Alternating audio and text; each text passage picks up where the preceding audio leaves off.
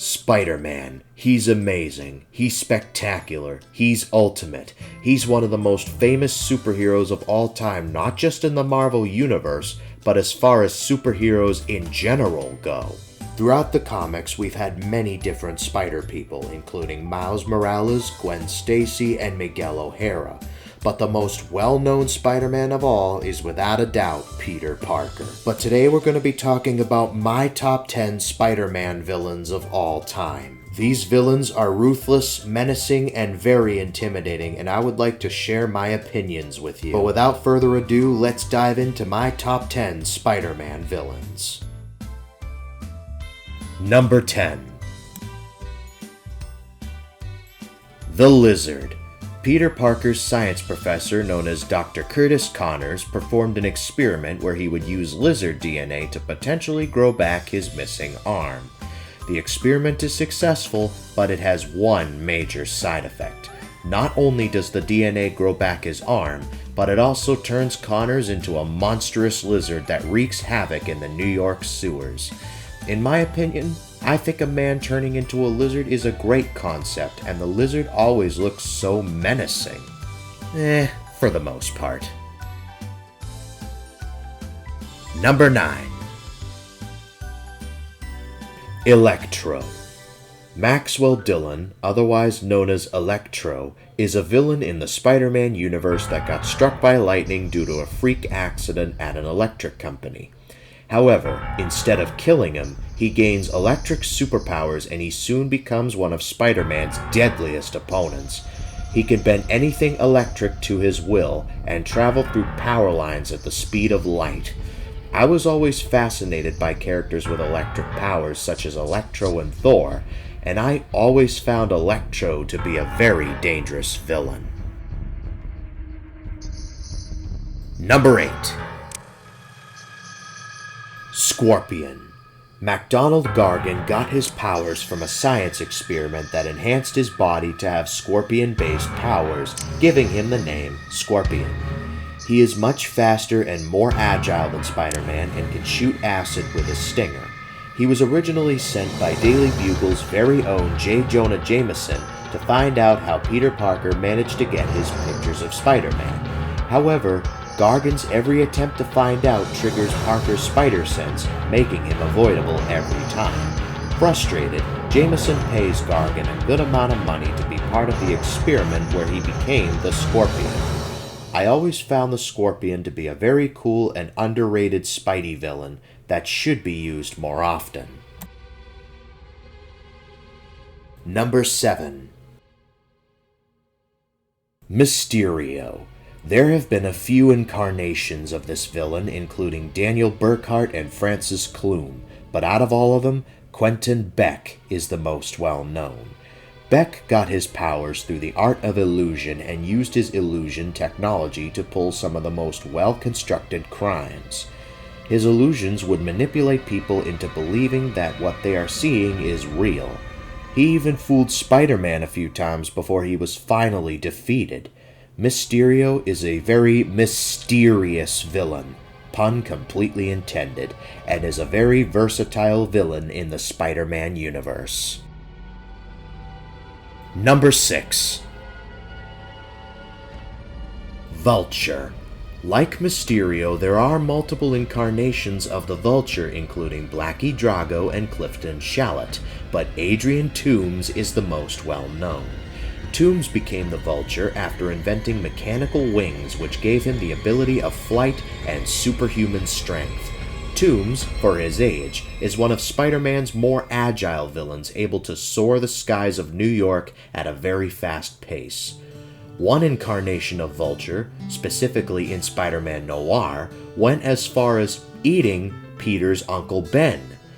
The Vulture, in my opinion, is a very dangerous villain that should be taken seriously. Number 5. Carnage. After Venom was defeated by Spider-Man, the Venom symbiote reproduced and another symbiote rised from the shadows. The symbiote traveled from host to host looking for the right person to bond with. Eventually, it found a homicidal maniac known as Cletus Cassidy.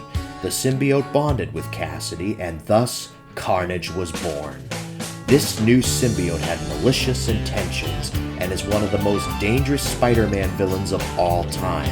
Spider-Man even had to team up with Venom on occasion in order to defeat Carnage.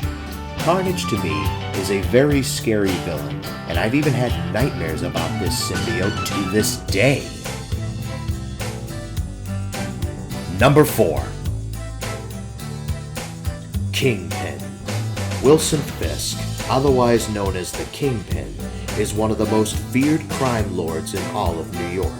Despite not having superpowers, he is actually strong enough to go toe-to-toe with Spider-Man, not to mention towering over him as well. At 6'7" and weighing 450 pounds, Fisk is an absolute unit. He is also a villain that you don't want to mess with. When you're on his good side, he'll take care of you, but when you're on his bad side, he will end you. Number 3. Dr. Octopus. Starting off as Dr. Otto Octavius, this villain is one of Spider-Man's most well-known villains. He has also had quite the history with Spider-Man as well. Octavius created 4 mechanical arms that he connected to his back and uses his mind to control them, but it all goes wrong when a lab experiment fails and the arms start controlling the Doctor, driving him to villainy. Doc Ock has had a strong obsession with Spider-Man over the years and will go to drastic lengths to either unmask him or kill him.